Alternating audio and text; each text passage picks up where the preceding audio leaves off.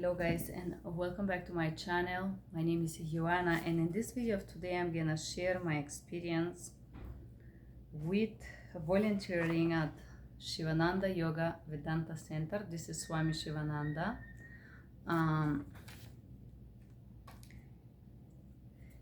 this is actually the bag that I get from there. So in this I'm just looking to see if I have pictures, because I'm gonna talk about the people that are on these pictures and my experience with interacting with those. Here it is, wonderful. I have this beautiful Deplian. I'm gonna show you the Sivananda Yoga Vedanta Center in Canada, in Val-Morin. This is the center that I volunteer at, and this is how this center look like. And this is me right here. Okay, this is as far as I get famous, end of story. So if you could say that I'm famous, of course I'm not. I'm joking with you guys. In this video of today, I'm gonna share how I went to this center to volunteer. In the year was 2011, and how I was sexually harassed and molested by this individual called Prahlad. Prahlad is his spiritual name, but his actual name is Tamatam Reddy, and this lady that you see here on the left is his wife. This is Mission Inner Peace, Val-Morin, Quebec, Canada. This is the place. I'm sorry, I'm looking to see if I have a bigger pictures here of this other magazine.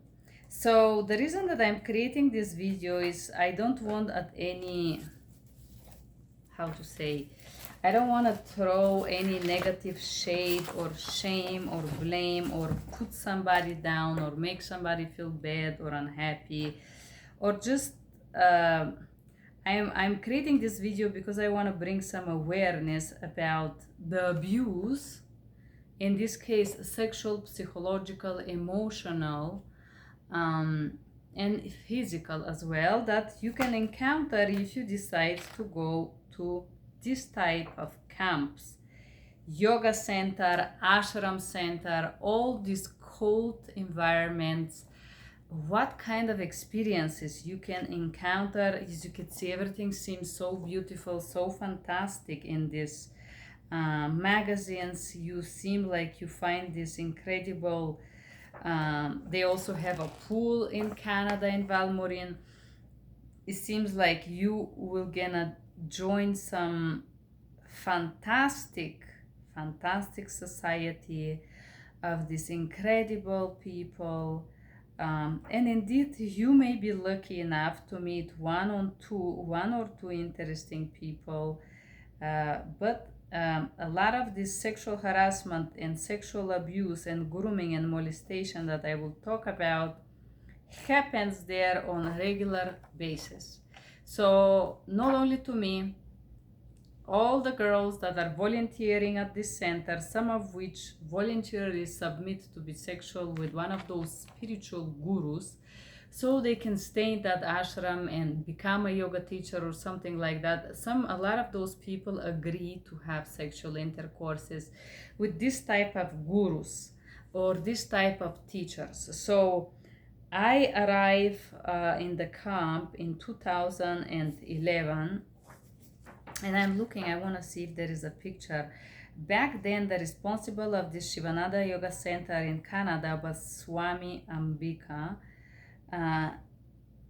Also, this culture or these spiritual cults are never, they don't like women. So I know that Swami Ambika was profoundly hated by all other males that were in a power position of these ashrams.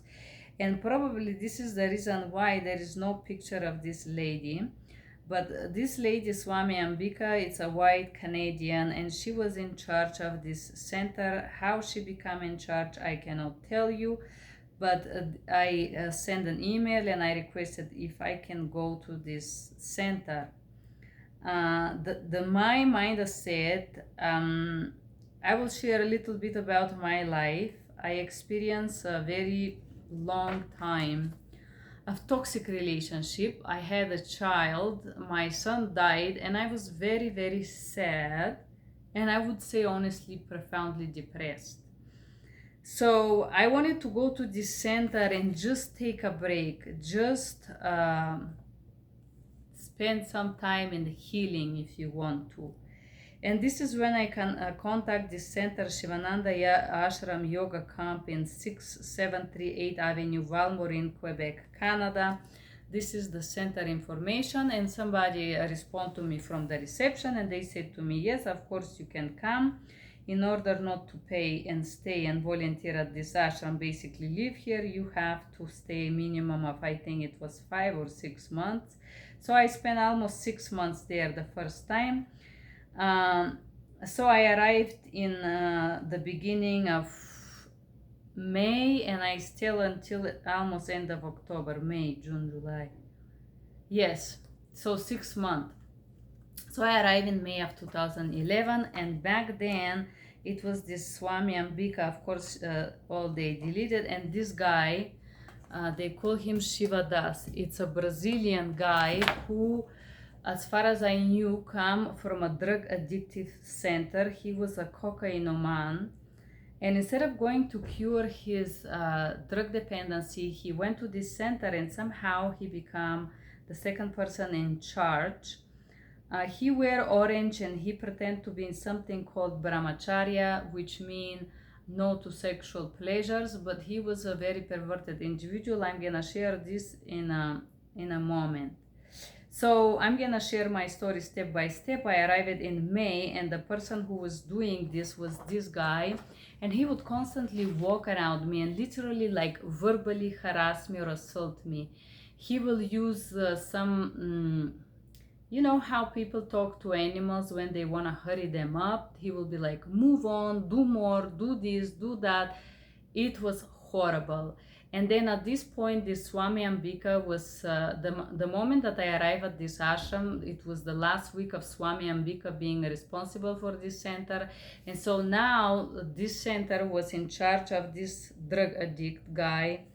I don't remember his real name. Shiva Das was his spiritual name. So anyways, what happened after this, and all these people that you could see on pictures, is because they were somehow sexually involved. For example, this Indian girl, her name was Nikila. Nikila was romantically involved with this guy Shiva Das. Obviously this whole thing was hidden. I don't know if they were fully penetrating each other or not. However, this whole thing that you see here, and every single person that you see in this picture, in order to be in those pictures, 99% of those people probably were sexual with someone or did some sexual favors in this environment in order to be brought to this type of, how to say, to be put in this type of magazines, if you want to. Nothing is accidental, basically. And in the center of this harassment stays this guy, Prahlad. So, as I was saying, when I arrived, this Swami Ambika was leaving this ashram. But I'm gonna add a little pre-story here. So they sent me an address, and they told me that I should go in Quebec. So I fly to Montreal, and I purchase another flight from Montreal to Quebec, which is north, very close to the Polo North. It was about 2 hours and a half flight from Montreal north. And I arrived to this Quebec place, and they said, when you arrive, there is a people that have work in the center in Montreal. They can come and pick you up. And I said, great, because I'm gonna volunteer for 6 months, right? So I arrived to Montreal, and then I took another flight, and I went to Quebec. And then there, in the northern part, that was 2 hours and a half flight, I was informed that I should go back to Montreal because this center is close to Montreal, and whatever information they provided me was an error. So basically somebody purposely misled me and sent me to go 2 hours flight north. So to go back to the Montreal center, once I flew to Quebec up north, I took a bus, which was about 7 hours down Canada to go back to Montreal. And I was seeing a lot of lakes and green and all that. I see from the bus the nature of Canada. So this is, I should have known from this moment that there is something very wrong with this center. But I was young, and also, as I said, I was struggling with a lot of depression. And as a lot of people that go in this center, I was also going there with the fantasy that I'm gonna find some answers, some awakening, some nirvana, that I'm gonna discover myself, I'm gonna find my purpose. Also, I will add that my stepfather will talk about spiritual teachers and how you're gonna go to the ashram and you're gonna find spiritually elevated people and how those people are above the rest and they're special. And basically I was fed up with these delusional fantasy ideas that my father fed me up, my stepfather particularly, because he never been able to go to Canada and see this center. And so I went to this center with very open mind that these people are above me, that they are spiritual, that they are elevated, and some kind of a very fantastic childhood idea about what is happening in those centers. So and this is it. The first stalker, I will call this guy a stalker because he would just walk and basically bully me around, walk behind me and call me lazy and tell me move on and faster. And after 2 weeks there, I was thinking, oh my goodness, this place is like some abusive camp. You know what I'm even doing here, you know. I couldn't handle this no more, and I was thinking maybe that I should I didn't have money to fly back. I had flight after 6 months, and what I'm gonna do in this period of time. That was a lot of abuse that I was enduring from this Brazilian guy. He would also sometimes walk me and said, here you go, you come from Milano, because I was living in Italy, and he would make some suggestions that I am model and about how I look like. So this guy would constantly talk about sex and sexuality and make some weird joke about sex and how I do sex and this type of things. But this guy pretends to be a Swami. He wears this orange shirt and he pretends to be this very timid, a very humble person, but deep down this person is just unstable drug addict and also a bully. So this was a very negative experience with this person. And soon after, this Nikila girl arrived and she would stick to him like a honey and a bee. And these abusive, codependent patterns, this guy focused on this girl, Nikila. She was younger, Indian, and he emotionally abused her and some other things, manipulation and whatnot. Obviously, that's another story. But luckily for me, he was now focused on this Nikila. They're always together laughing, and they're obviously like two lovebirds. He was the boss, and he bring her everywhere with him, and there was something going on with him and her. I don't know if these guys had sex or not, but they were obviously always on the edge. Their relations, they would cry and fight, and basically he would abuse her periodically, psychologically, emotionally, manipulate, gaslight her, all the narcissistic traits of abuse plus bullying. And so this woman, this girl, she was 19, 18, and she would start to struggle from this. She would have a nervous breakdowns and cry and all these behaviors of an abuse victim. But anyways, that's about this guy. And now I'm gonna talk about this person, Prahlad, and his wife. They arrive in the end of June because soon after that, the teacher training courses, it starts. Teacher training courses in the Sivananda Yoga Ashram start in every year in July. It's 5-week program for people who want to become yoga teachers. And this program costs 3,000 Canadian dollars, which includes staying at the camp, the food, and the program. You are busy the whole time with things that I'm gonna describe here in a little bit in the second video. So this man, Prahlad, flew from India because he is a higher boss of this center. And he was now preparing this yoga camp for, how to say, for the teacher training courses. There were certain amount of people registered to do this training. And we that were volunteering at this place, the staff, we were supposed to clean the ashram, to paint, to prepare everything for these people who paid to get this done.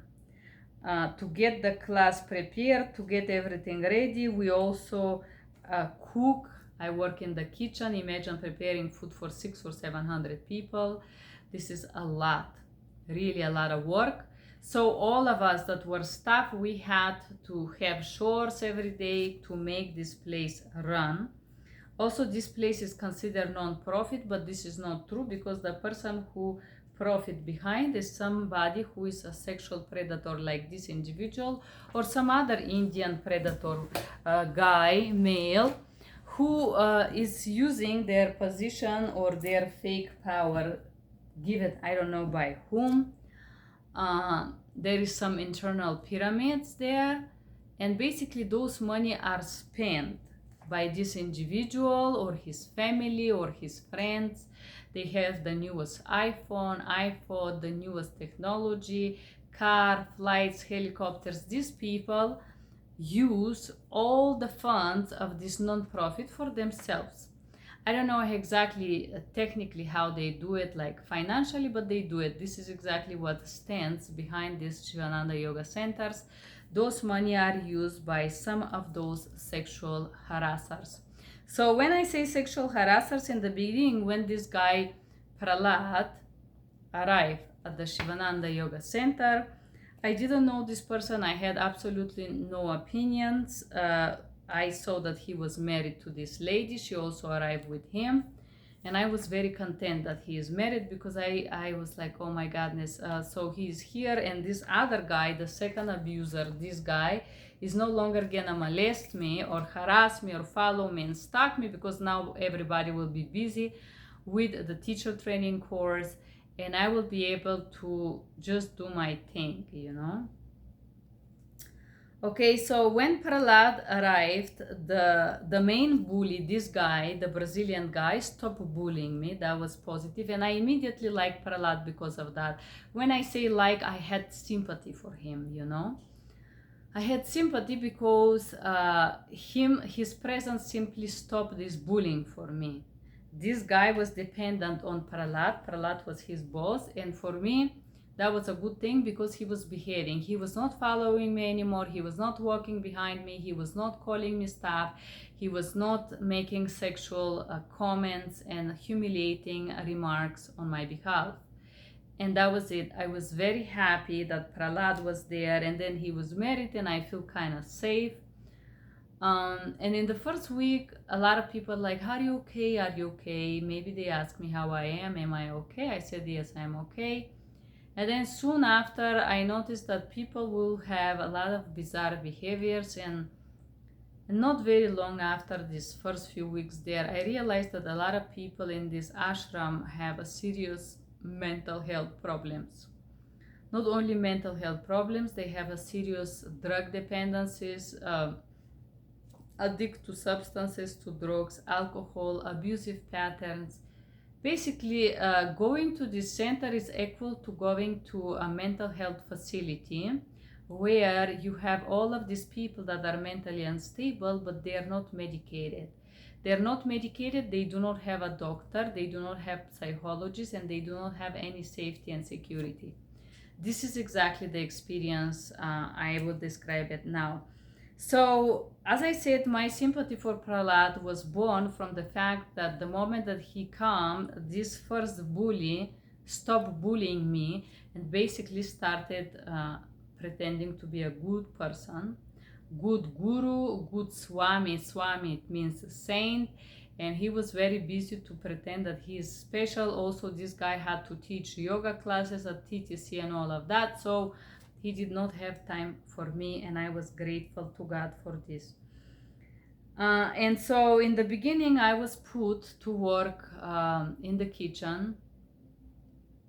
I just wake up the first morning and I walk in there, and I don't know how this place works. Nobody tell me anything. They said to me first days I can sleep a little bit longer, but imagine everybody wake up at 5 there. There is a bell. It's like you wake up. They make so much noise. It's not like you're gonna sleep. There is no peace. So I was obviously didn't get up at 5, but I get up at 5:30, and then I didn't know what people do at this time. So I walk around and I end up the only place that there was some people, there was kitchen. So I walk in and there was this guy said, "Hi, I am Ben. Did they send you?" And I'm like, "Who?" And he's like, "Well, them." And I'm like, "I don't know." And he looked like up, and I was like, maybe, you know. And so this guy Ben, he used to be alive when the Swami Shivananda was alive. He was there at the ashram. Swami Shivananda is this person. So basically he's one of the old school students of this Swami and of the yoga and all of that. And so basically this guy Ben was a special guy, and he loved to cook, and he was cooking in the kitchen. Soon after he was moved to cook for the kids camp. So Sivananda Yoga Ashram also have a kids camp. The reason that I mentioned that is because a lot of parents send the children to summer vacation or camp in this place. And unfortunately, I learned later on that in this camp, a lot of people are abused, physically beaten, and sexually harassed by those swamis that I show you. I know for sure this one liked to abuse younger girls at about age 17, 18 or something. That was his fantasy. This one abused everything. So basically, I know this for this ashram 100% sure, and I have talked to some other people that have spent some time in the ashram, and they all have been beaten and physically and emotionally and sexually abused and exploited with the different excuses for a spiritual growth. But let's go back to my journey. So at this point, I was at the ashram already 1 month volunteering. I was working in the kitchen, starting at 6 o'clock. Usually it's from 6 to 10. To cook, it was very stressful.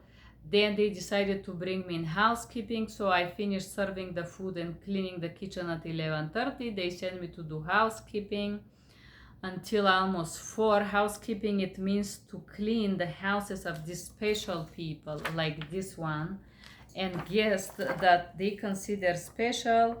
As you can see, there is a lot of buildings in this ashram. And these special guests, of course, are for nobody like me. Then they had cabins for volunteers. Then they had 2 huge buildings. Imagine 600 guests. Some of these special people stay in guest house like this one that are inside of this camp. Is a huge place. And some of them stay in a dormitory. This is the hotel that you spend $200 to stay at this one. This is the yoga platforms.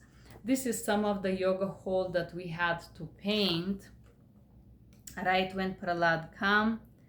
And they are different buildings. This place is huge. The place is huge. I gotta tell you, this is behind the kitchen. They have a special place there that you can go and sit and eat. And the program is basically, they have Ayurveda, swimming pool, sauna. There is a lot of things going on. Then they have a second building, few second buildings below that are the kids camp. Just huge place that needs a lot of people. And this is the bungalows here, some of them, which nobody tells you what is that, but you slowly learn. Then there is a temple up there, Subramanya temple, which is this temple over here.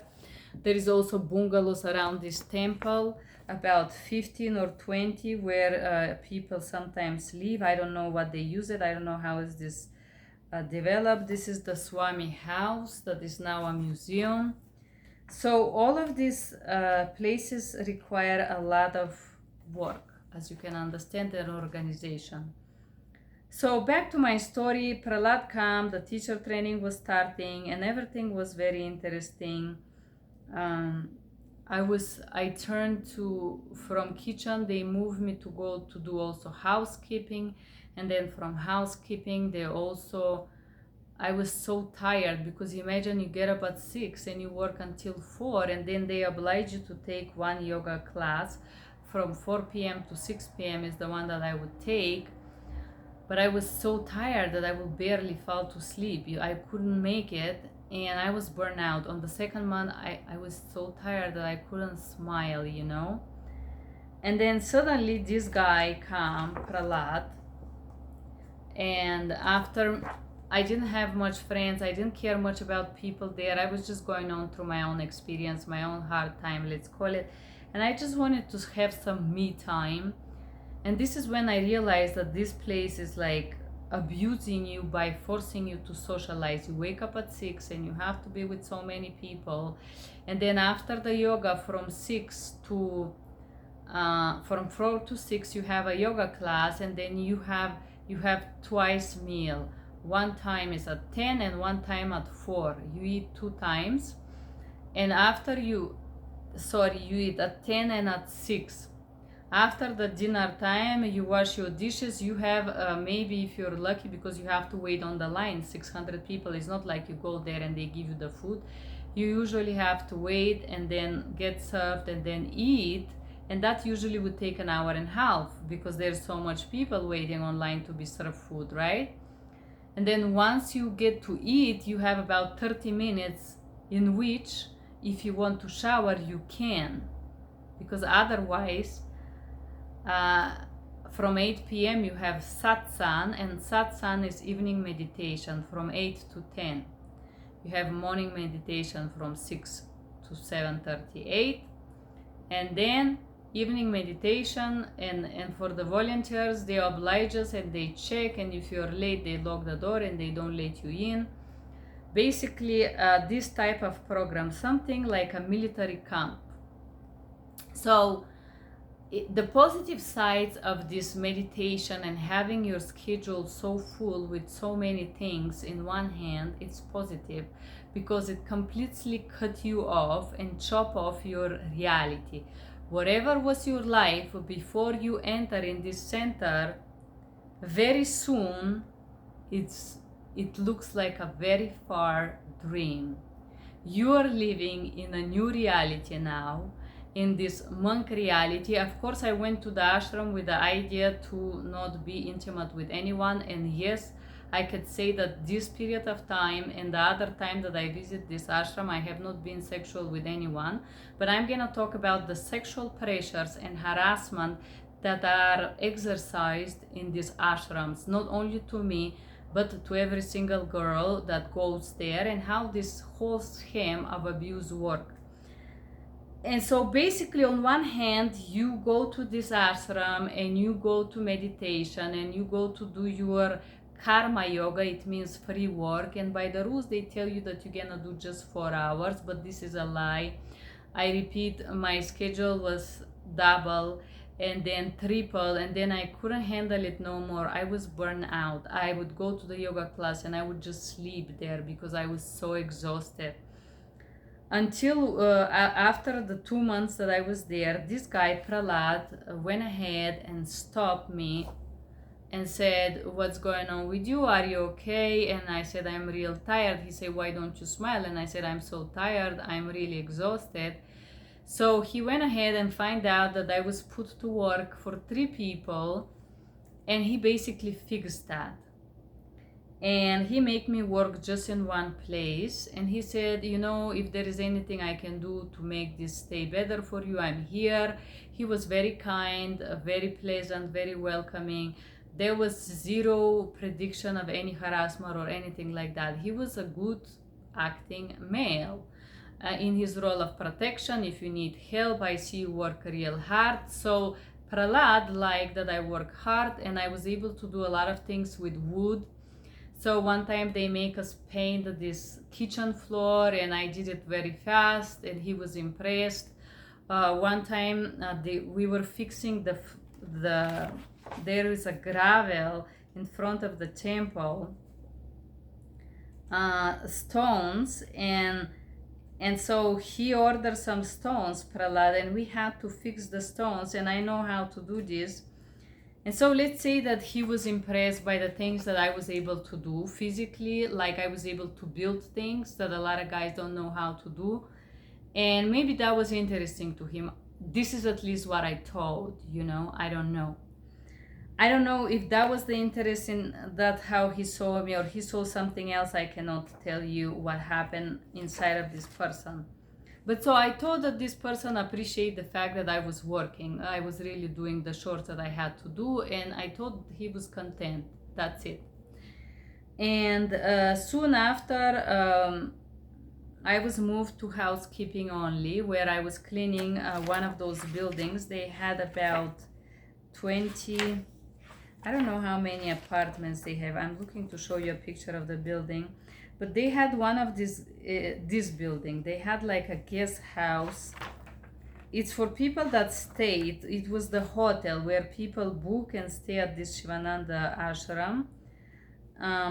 And so somebody had to go and clean the guest rooms daily, like this one. So it's about 25 to 30 apartments, this building. And I usually had to clean one floor. So there was 10 in one side and 10. So it was like maybe 60 apartments. So I had to clean one row, which was 10 maybe. And so I was moved to this housekeeping, and now I was starting to recover and to get back to normal, not to be so overburned out.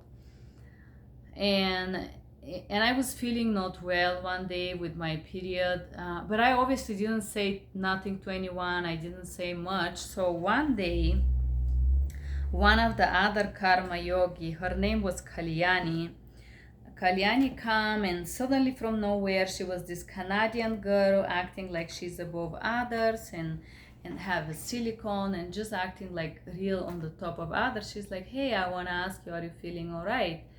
And I was like, I don't feel very well today. I'm really not well. I'm having my period. I have cramps. I don't have medicine. I'm just feeling so unwell. And she said, well, the reason that I'm asking you is because Prahlad, which is this person, noticed that something changed in your eyes and that you're not feeling well, and he sent me to check on you. And I was like, so after I told her what's going on with me, then she said that this person basically sent her to ask me questions and spy on me. And I was back then, I was thinking, well, that's so considerate of this person, having in mind that he's so busy, he's doing the teacher training course. Nobody even noticed my existence, and this person suddenly cares about my health. I thought that was a very kind gesture from this person. I felt like nobody cared for me, and because I was going through something so personally profound and sad, I thought that was kind. And long story short, I kind of start to develop this admiration maybe for this person. How is he able to notice somebody as insignificant and minimal as me when there is so many people around? And for some reason, because Prahlad is in charge, this is the person I'm talking about, he was in charge of this center, there would be so many girls trying to flirt with him. I did not understand this, to be honest with you. I was like, why? Why are those girls trying to get with this guy? He's married, don't you have self-respect? But anyways, I thought that he was a nice human, and that was it. And then soon after, Prahlad find a girl that she was the total spy on me, or I would say the permanent protege of him. Her name was Anjali. So Anjali was put in to housekeep with me, and she was kind of acting like she's my friend, and she would talk to me and whatnot, and kind of know me and whatnot. And I honestly like her. I think she was a nice lady. She was a Canadian with Mexican background. As far as I knew, she has been volunteering many years in this ashram. So the people that are longer there, they feel a little bit more entitled and whatnot. And And so Anjali was kind of friendly with me, and then this Prahlad guy kept being like hi, and let's say he was expressing some kind of a human consideration, nothing more than that. And sometimes, because I was a volunteer at the camp, I was working and he was doing the teacher training course, he was managing all this thing. I would see him, we would see every day, sometimes cross path, and usually in the ashram he would say om, because everybody, there is so much people going there, musicians, poets, artists, that they perform, I don't know, shamans. They are indeed, and they were, at least back then, interesting people that go to this place. Some world famous people that go there to detach from reality and whatnot. I don't know, some native Indian that do some rituals. It was honestly, I have on one hand seen a lot of new things on a spiritual level that I have not experienced before, which were very interesting, which really detached me from my life in Italy and everything like that, which was the positive thing. And then the negative side is that once the 2 months was gone, I was moved to housekeeping, and then this guy Prahlad was like, okay, I'm thinking I want to move you to do karma yoga with me. And I was struggling with insomnia. The time that I get to this ashram, I have spent about 2 years of insomnia. And I don't know if you ever struggle with something like that, but this was probably very difficult, on the top that I was very depressed. So they had these rituals with this Brahmin called Harisha. He will do some prayers like Om Hare Om Namah Shivaya, and he would do some rituals with fire, water, flowers, and like a blessing. It's called puja in Hindu. So this ashram have this temple it was fully functioning, and they would have this spiritual part of yoga, which is practiced in Hinduism with all the different deities, which I can show you. This is where I learn a lot about Hindu, how to walk, how to stay, how to sit, where to take your shoes in the temple. There's so much things that I learn about the Hindu culture because I was volunteering in this ashram. And of course, this is Hindu ashrams.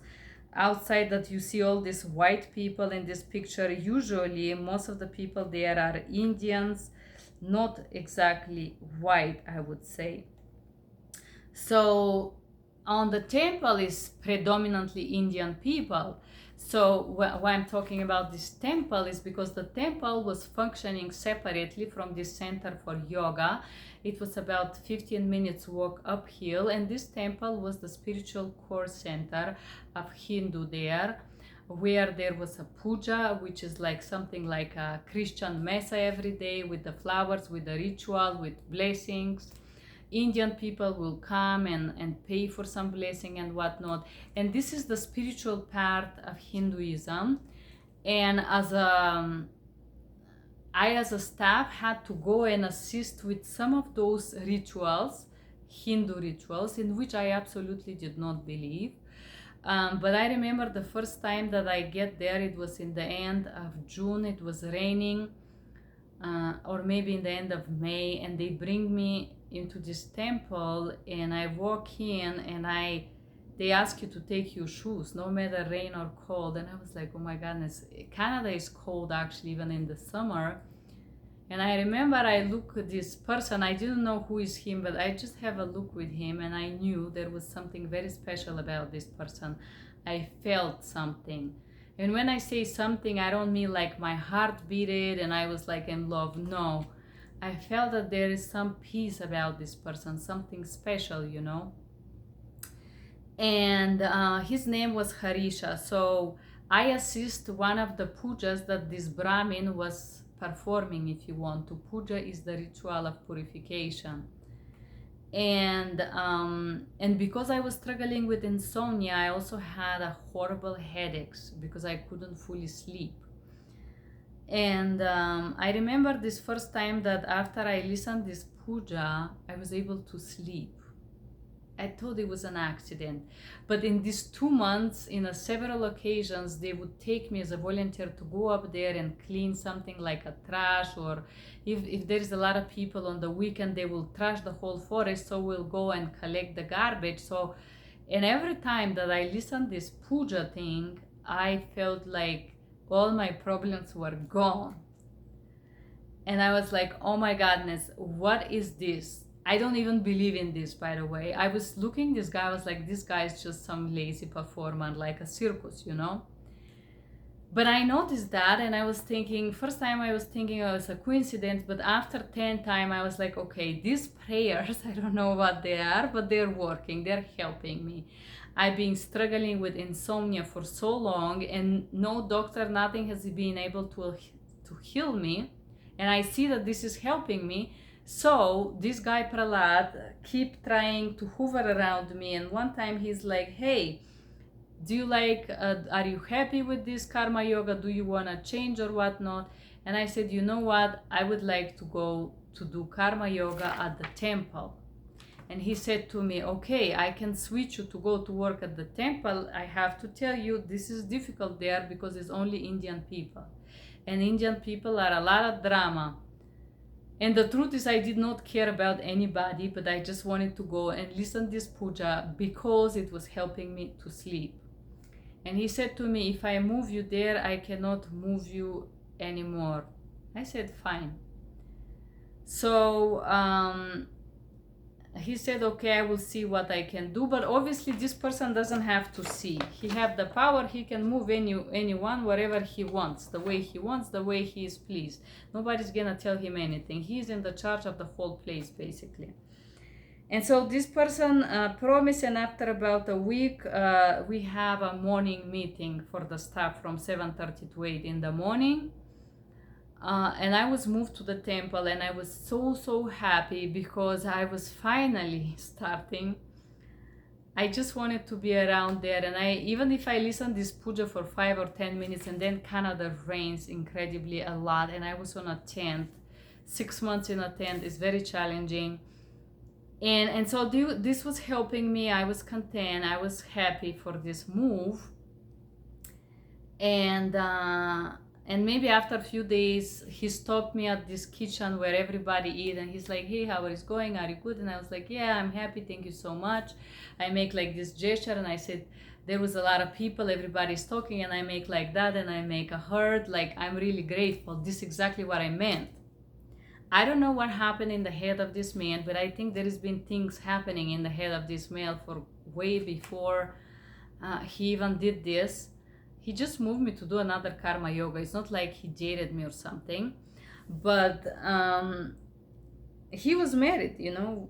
What I didn't feel anything wrong could come out of this, you know. I didn't even suspect anything like that. But so I was moved to this temple where I was the only white woman between all these Indian people, and I was trying to dress as much as Muslim as possible. I would put a scarf I would try to cover myself as much as possible because I didn't want to get any attention, and because I repeat, I was depressed, I was struggling, I was not okay. And soon after I was I would say a lot of those Indian guys are sexual molesters. They would just molest you and harass you. Many of them. I realized this soon after. There was this other woman that will cook for the priest. Her name was Jiva. She was abusive and crazy and nasty, horrible lady. She was like diabolical. And she would scream and verbally abuse me and just horrible, extremely stressful lady. It was bad because she was there. And she seemed like she was crazy in love with this Brahmin, and she would try to make sure that every time he goes or walk around, she's like, go, what are you doing here? This is for men. And basically she would kick me out if I was cleaning somewhere, or basically she would try to discharge me from wherever this guy was, the Brahmin, who I told you had the power to heal. I don't know exactly for what reason, you know. But she was extremely abusive, and I think she was jealous for some reason. And also, this is when I realized that Indian guys have this crazy thing about blonde women. I am not exactly blonde, I am brown blonde now, but my hair was lighter when I was younger. You know how this works chemically. But so I was about a week in the temple, and it was Sunday, and I was cleaning around, and it's a huge place, this temple as well. When suddenly, usually after everybody is gone, everything is trashed, and you have to go and collect the trash and sweep and then clean they have these toilets, 20 females, 20 males. There is a lot of things to do basically. And this person, the Prahlad, walks in the temple, and Prahlad is this guy again. I don't want to mess up this for anyone else. So he would walk up he would get there, and he would walk like this with open hands, and he walked for about 50 meters like that, like he's coming to basically embrace me. And I was thinking, oh, this person is kind, you know, but the moment that this person get closer to me, basically he start to groom me and squeeze himself and move his privates around me and basically harass me. And then he's like, I don't know how come, but we have such a sin to me. How is this possible? And I was thinking, oh, fuck. I am fucked, you know. Sorry, I'm using this word on YouTube, but I was thinking, my godness, what I got into. Who is this person? But I was thinking, maybe that was an accident, because maybe there was nobody there. Usually there is tons of people. Now the teacher training, there was a day off. It was Friday or something. I remember it was in the end of the week. And he was there doing I don't know what, because he's usually down at the center for yoga, teaching the yoga classes. So I was like, I just remember feeling profound sadness after this. And I was thinking that was isolated incident. Unfortunately, this was not an isolated incident. This person proceeded following me, and basically at different places at the ashram, where there was a computer room. I used to have a boyfriend, my Italian boyfriend. He would follow me there and squeeze my breast or my private parts. Just act like it's must, with no ask, with no permission. If you think I felt something, excitement or no, I just felt this squeezing, molesting, unpleasant sensation. Until one point after he did this, I sit down and I wrote him a note, and I said, this whole thing have to end immediately, here and now. You are married and you have to respect this. And so meanwhile, so he was outside. I went and I go to shake his hand and to give him this little note in some delicate way. I didn't want to go ahead and tell in front of everybody, stop touching my privates. I just give this note, and this guy take it, and he's like, oh, you're giving me a note, and he's opening it, and he's acting like it's a love letter, and exhibit it around everyone, and he's like, okay, I heard you. Obviously, he did not stop with that harassment. He proceeded. There was a short period that he started having some sexual intercourse with some other girls there. This whole thing was happening in front of his wife. And as far as I understood, this person was just sleeping with everybody at the ashram because he's the boss and nobody can tell him no. And the wife knew, but there is a spiritual thing because the Swami told him to get married, and he married her, although he didn't love her, because it's a spiritual journey. Okay, whatever. So this guy, Prahlad, stopped harassing me for about 2 weeks, I think. And then there was this big gathering at the temple, and he put me to serve some food there. You know, in this temple, I was working in this temple, and they had a kitchen for Indian food where you give rice as a charity to people that come to the temple. And so there was this huge event. I don't know, maybe like few thousand people were there. And he was like, hey, we need somebody to serve. And he went ahead and put me to serve between two Indian dudes. And these both dudes were basically harassing me while I serve food. One will touch my ass, the other one will go and groom me here on the breast. And I think he was trying to show me that if I don't obey to his sexual interest, there would be nobody to protect me, and probably I will be harassed by way more people. So better being with him than being harassed with a bunch of people, right? Also, I'm in this country where they speak French, and I don't speak French. I pick some words, I understand a little some things when I read, but I do not speak French, you know. Maybe a little bit, I get it because I speak Italian, but not really. And so basically, after this, he let these guys harass me for some time, and then he show up, and then he acted like he protect me and whatnot. And I was very, very, very angry. And then I asked somebody to change with me, and I said I wanted to have my lunch break and whatnot. And I was walking, trying to avoid all the crowd towards this side of the forest, and suddenly he's appearing, and there is this 10 Indian dudes with him, and he's like, oh, here it is, this is my girlfriend, this is my girl, how are you? And I said, don't pretend that I'm your girl, you've been barely pretending that you see me for weeks, so I don't want to play this game with you. You gotta get some I just respond what I was thinking. And obviously, I was thinking that he would just stop harassing me at this point. That was over, maybe now from sexually harassing me to ignoring me, like the cold treatment type of manipulation. Maybe that was good. And he didn't say nothing, and I was like, okay, fine, he's gonna stop. And then next thing I know, Anjali is like, hey, Prahlad, give me some money and see that you're unhappy, and say maybe you want to go town because you're being here isolated, we should go for ice cream. Now this guy has been sexually harassing me, so if I accept his gifts or whatever, getting out, it's like I'm accepting his benefits, which mean I had to pay sexually back with them, you know.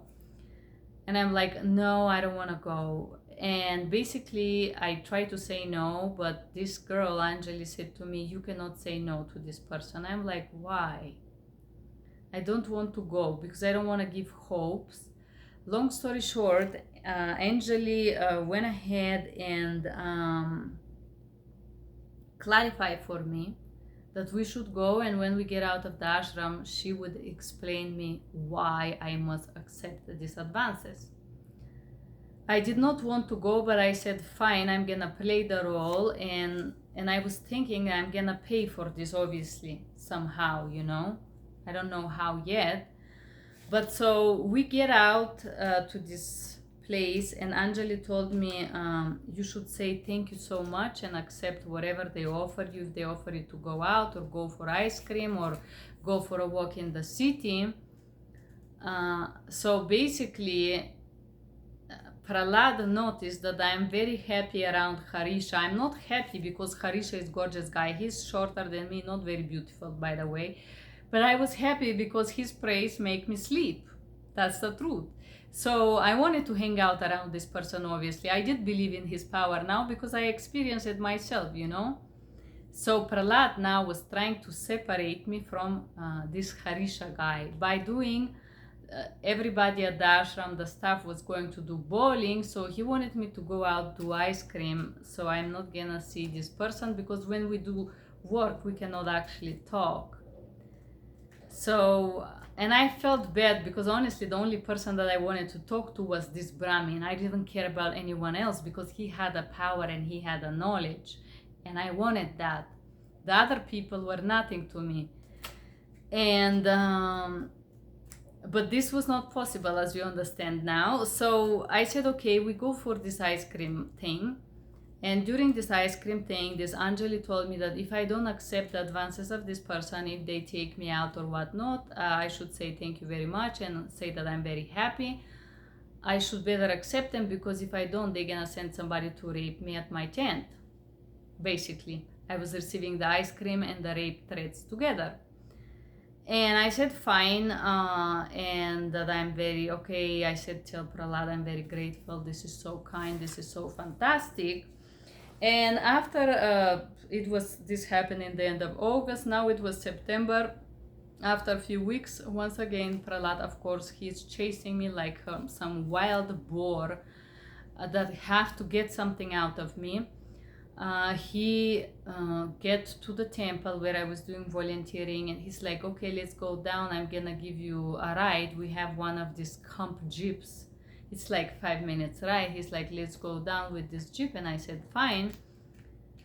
And once again, he been stopped grooming me at this moment for some maybe 10 days, 15 days. I was thinking, okay, maybe he realized that that's wrong to molest me.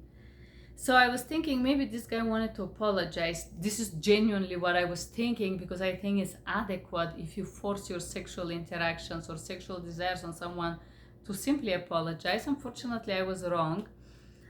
We were at the car and he would try to touch me, and then he tried to hold my head and tried to kiss me, and I turned.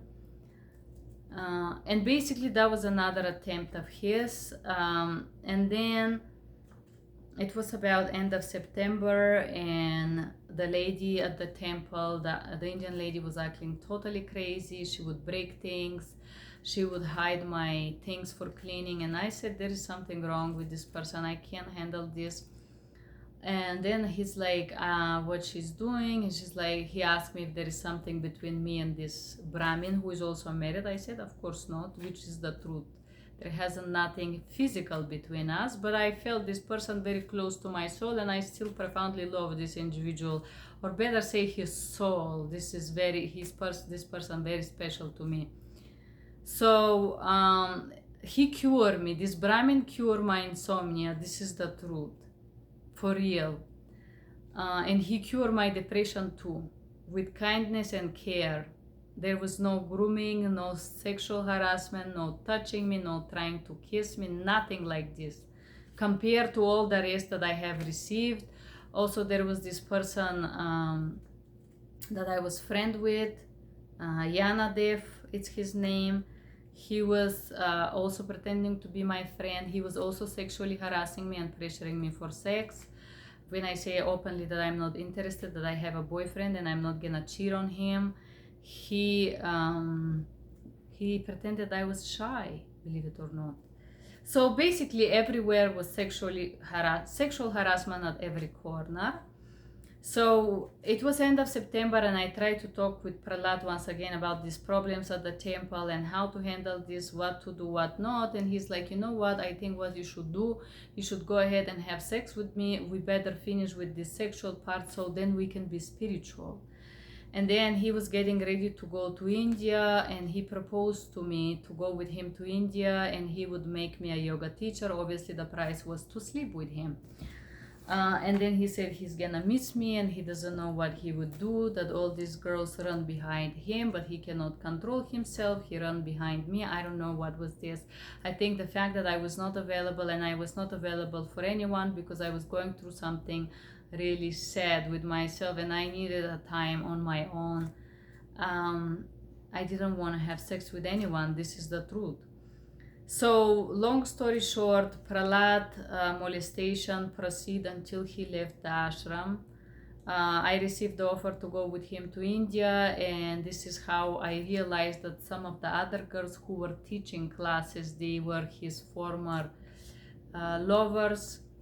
Anjali told me that he have a small parts, privates, and that all of the girls have done it. He doesn't last very long, maybe a few minutes. Maybe I can squeeze my eyes and let him do it or something like this.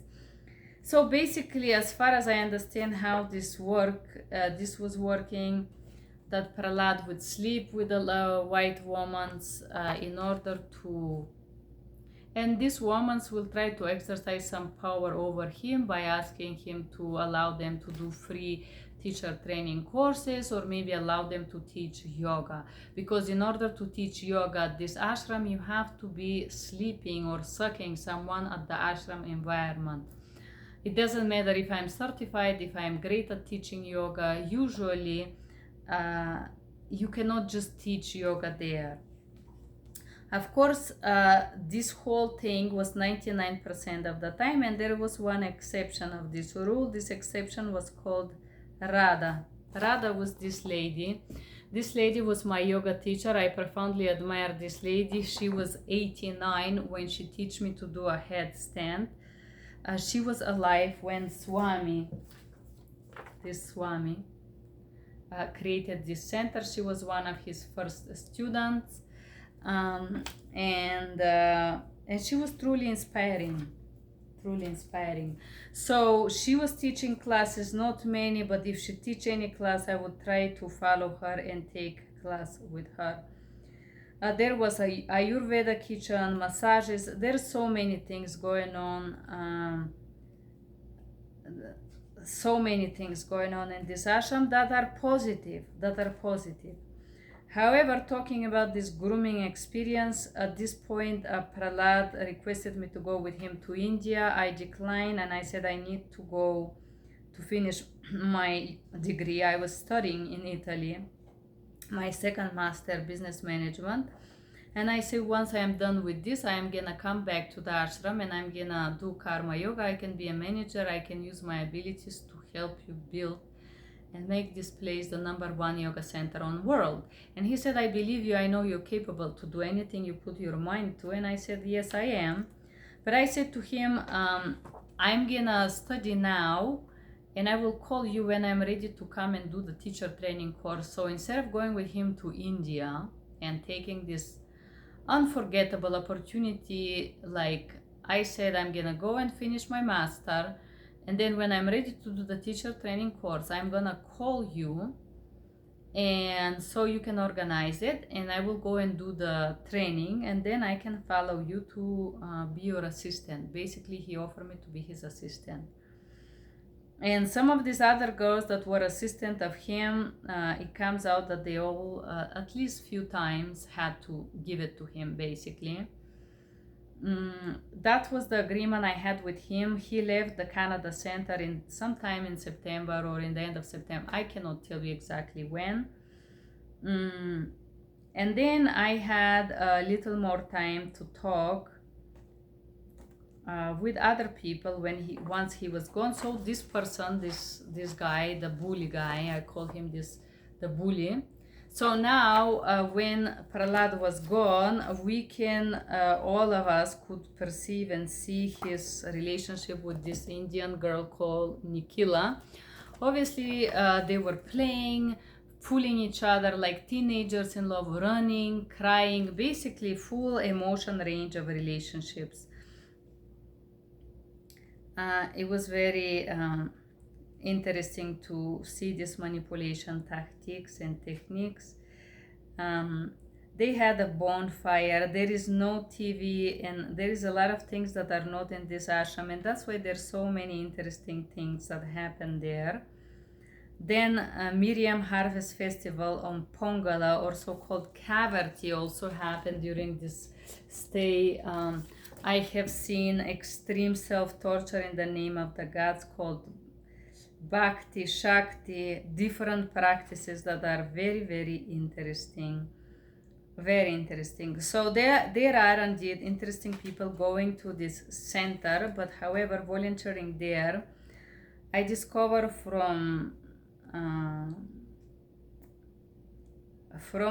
the girls, now that Prahlad was gone, it seemed like they were all relieved and feel like sharing. And some other girls that were teaching yoga, they admit that they've been sexually related to this guy, and because if you're not, nobody's gonna allow you to teach yoga at this center. So basically, if there is a female there, she had to somehow prove her loyalty to the spirituality by allowing sexual intercourses with guys. I would also add to this that there was this other person who was a friend of Prahlad, and I'm trying to see if there is a picture of this guy. He was also married, and the moment that I was moved to this place, to this temple to do, when I was moved to the temple to work there and to clean and all of that, this person will follow me there. And he was also one of these big bosses. He was the manager of the Kerala Ashram in India, and he would follow me and take my hand and put it in his private parts, basically harass me sexually and molest me. Forgive me, I'm looking to find a picture of this guy. He's also married, and it was disgusting, it was horrible. So basically Prahlad acting like this also somehow opened doors for other guys to be sexual predators and molesters. And one thing about these behaviors is that because you're in the middle of the forest and there is absolutely nobody there who can protect you. I will tell you that at the same time it came out that one of the Swamis who was in Italy, he went ahead and tried to sexually molest and harass one girl, and it came out that she was a lawyer and she filed a suit and they were able to settle it up. That was the expression. How they settled it up, they paid her some money. I think I find the guy that I was telling you that was putting my hand on his private part. I think I found the picture, although it's not very clear. It's better than nothing. I'm gonna show you this person. So all these people that are pretending to be super spiritual and super special and have these Swami titles and seem to be like very powerful, and they walk around and they're like acting spiritual and married and whatnot. They are basically sexual harassers. This is my opinion, because the truth is that nobody is there to protect you from this, at least in my case. Also, you don't have a phone, or at least my phone is not working, and they don't allow you access to their phones. So let's say somebody sexually molests you at this center, there is nobody that will call the cops or call any protection. So I will show you the second molester is this little guy here, the one with the mustache. This is the guy who would follow me at the temple and take my hands and just put it at his private. And there is another guy, but I don't have the picture. It's difficult to find pictures of these people, but I can go back and look for them. But it doesn't matter. So Prahlad was this type of molester, and the people surrounding him was also not very different, because he was showing that. I'm just looking to see if I have other albums. Okay, I have one more with pictures. Okay, this is the Val-Morin Center. You can see the center, it's look amazing. This is where you do yoga, and the swimming pool is below. This is the materials that they provide you when you pay for the teaching courses. So anyways, it was a lot of sexual harassment. Then one day they sent me to accompany this guy to buy some gifts for his family. And this guy, instead of buying gifts for his family, he bring me to this sex shop. It's the first time that I visit a sex shop, and it was about 20 of them that this person made me visit. I'm gonna look to see if there is the person of him. He also tried to groom me, touch me, kiss me. Then he said that he thinks that I desire him, and because of my desire, which he felt, he decided to fulfill it. It's not like he wanted it, he was doing it for me. That was this Indian guy. Let me see where I saw him. So basically, most of the people will have these predator behaviors, and there is absolutely no safety, no support, nothing that is provided for you to protect you from sexual harassment, grooming, sexual abuse, and molestation of these centers. And basically, back then, while I was leaving the center, I dare to mention this experience to one person. Her name was Natalie Nirmala. And she said, oh, no problem, we're gonna go ahead, and this is absolutely unacceptable. Of course, this thing should not happen, that this is wrong, that we're gonna do something about it. And she said she will talk to someone that is trusted person. And after she talked to this trusted person, I received an email. They said to me that they hire a detective who is gonna investigate me. I become threatened, and basically silence. And I said, fine, forget about it. I don't care. After this, I stopped talking about this. I didn't mention this to anyone. That was kind of like a secret. I back to Italy. After 2 years, I contacted Prahlad and I asked him if it's possible to do the teacher training course for free, as all other people who did 6 months of volunteering were offered this opportunity. Instead of paying $3,000 for becoming a yoga teacher, they allowed them to do the training for free. I made the request and Prahlad pretended that of course we're gonna mention, and then I sent this to some email which was ignored. Nobody ever addressed them, nobody respond to this, nobody, basically it was just playing a game. If you don't sleep with anyone, basically you cannot become a yoga teacher. No matter how many years you've been working for free, there is no recognition, basically nothing. And that was the first my first experience with this sexual harassment. In the end of September, I was very angry from all this following and grooming me and touching me. So I remember one time I was in the kitchen in this temple, and I was thinking, and this Prahlad guy entered there, and I was like, oh my goodness, this harasser is gonna touch me again. And inside of me, I was gonna cut this guy. I was ready. I said, if this guy touch me, I'm just gonna use this knife and I'm gonna chop a piece out of him. I was so ready to do this, and I think he felt that, and he was like, oh, I'm not gonna do this anymore. And I said, fine. He said it's something about tension, pressure, TTC, because he had problem with Swami and Bika, but this has never happened to him again.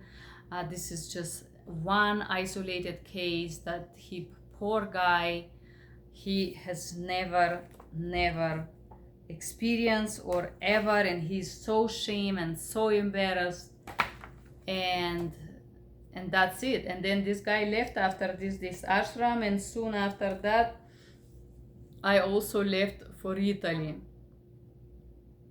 And as I said, that was the few experiences that I can mention. I will tell you that the moment that Prahlad started showing around and saying negative things, which he would do during the satsang, which is the morning meditation. There is a meditation, and after the meditation he will do comments when they give work to karma-yogis for the staff meeting. Basically, he would say things not very good about me. I don't know what he would say. I barely didn't care what he's gonna say. I didn't even listen to him. I was just looking forward for this time to be over and I leave this ashram. Other people that pretended to be my friend, like this guy Yanadev, they suddenly become very hostile and threatening me and abusive with me. This guy Yanadev, who pretended to be my friend, started telling me that he's gonna break me or like threaten my life in some way, and I said, yeah, I'm here, just come. And then the girls that been longer in the ashram, they said to me, don't say anything to this guy because he can come and rape you. So basically it seemed like a rape and sexual harassment, sexual molestation, sexual abuse. It's natural in those camps, independently if they're in Canada. Yes, Canada have rules and police, but you're isolated. Everywhere those ashrams are isolated, and there is nowhere in this ashram one phone number that you can call. Not only there is no phone number, but your phone is not working because there is no service, and the phone that you can use to call, it's theirs. So basically you're trapped in this holy reality where you're sexually exploited and harassed and molested, but there is no way for you to be protected, to ask for help, for protection, or anything like this. So this was the first experience I had. And because this guy apologized, Prahlad, and when I say this guy, I mean this person here, I was thinking that he would not do this anymore. If I go there, I wanted to be treated like every other karma yogi, not be molested, not be pointed the finger on. Other people who did karma yoga are always welcome, and they said you can stay for free. I just wanted to be treated like other people, you know. And I wanted to believe that this is gonna be the case. And of course, I wanted to do the teacher training course, which I did. I did teacher training course in 2017, and that's gonna be the next video of my confession, how this person proceed with harassing me and stalking me, even though I paid 3,000 Canadian dollars for this teacher training course. The other form of psychological abuse and torture that I get from this Sivananda Yoga Ashram camp of Canada. And what happened next? This is the Sivananda Yoga Ashram bank that they give you when you pay the teacher training course. And in my next video, I'm gonna share my experience about this molestation or harassment experience, how unravel. Thank you for being here. Bye-bye.